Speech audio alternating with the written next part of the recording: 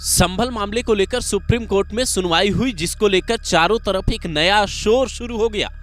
कई लोग ये कहने लगे कि हिंदू पक्ष को सुप्रीम कोर्ट से बड़ा झटका लगा है।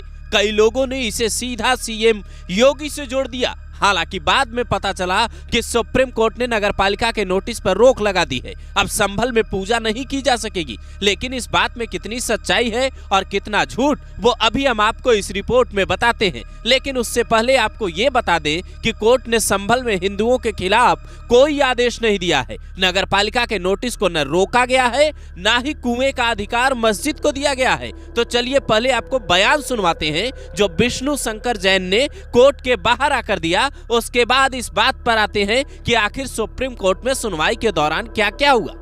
किस तथाकथित मस्जिद के जो बाहरी साइड पे एक कुआं है, जिसको वो मानते हैं कि पार्शली वो मस्जिद का हिस्सा है, पार्शली बाहर है, उस कुएं पे स्टेटस को यथास्थिति मेंटेन की जाए। और इस पे कोर्ट ने यूपी सरकार से, यूपी गवर्नमेंट से स्टेटस रिपोर्ट मांगा है और हमसे भी अपना काउंटर एफिडेविट मांगा है। हम लोग भी प्राइवेट रिस्पोंडेंट्स के लिए हम लोग अपना काउंटर एफिडेविट कोर्ट के समक्ष दाखिल करेंगे। और हमारा स्पष्ट रूप से मानना और कहना है कि ये जो तथाकथित वेल है, ये तथाकथित मस्जिद के बाहर है, इस मस्जिद के अंदर नहीं है, और इसलिए वहां पे पूजा पाठ चलती आ रही थी, जिसको गलत ढंग से रोका गया। नहीं, कोई रोक नहीं लगाई है।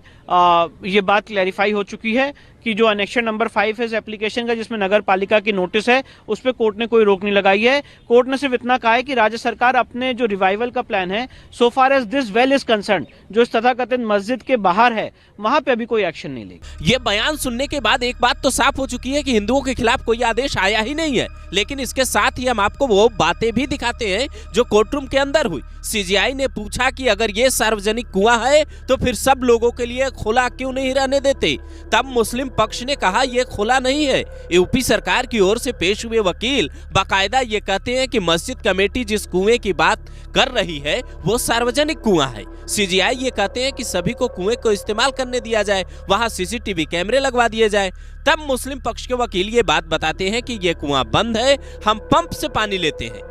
यूपी सरकार के वकील इस दावे पर कहते हैं हमारे नियंत्रण में वहां शांति है और ये लोग माहौल खराब करने की कोशिश कर रहे हैं। हालांकि मुस्लिम पक्ष के वकील ने उसके बाद ये बात कोर्टरूम के अंदर मानी कि कुएं का इस्तेमाल हम लोग मस्जिद में पानी के लिए करते हैं। जिसके बाद सीजीआई ने यूपी सरकार से 2 हफ्ते में स्टेटस रिपोर्ट मांगी है और अगली सुनवाई अब 21 फरवरी को होगी। तो ये वो बातें थी जो कोर्ट के अंदर हुई, जिसमें कोर्ट ने कहा कि मस्जिद के अलावा दूसरे लोग भी कुएं के पानी का इस्तेमाल कर सकते हैं, इस पर रोक नहीं है। इसके साथ ही सुप्रीम कोर्ट ने यूपी सरकार को नोटिस जारी कर जवाब मांगा है। कोर्ट ने राज्य सरकार को स्टेटस रिपोर्ट 21 फरवरी तक देने के लिए कहा है। लेकिन यहाँ एक बात ये भी साफ हो जाती है कि कोर्ट ने कुएं का अधिकार सभी लोगों को दिया है और जैसे ही स्टेटस रिपोर्ट जमा होगी, कोर्ट की ओर से कोई बड़ा फैसला आ सकता है। रही बात मस्जिद और मंदिर के फैसले की, तो उसका निर्णय भी सर्वे रिपोर्ट के आधार पर ही होगा। रिपोर्ट में साफ तौर पर मस्जिद के अंदर सनातनी सभ्यता के सबूत मिले होने के दावे सूत्र करते हैं। इसीलिए कहा जा रहा है कि कोर्ट के अंदर से लेकर बाहर तक हिंदू पक्ष का दावा मजबूत होता नजर आ रहा है।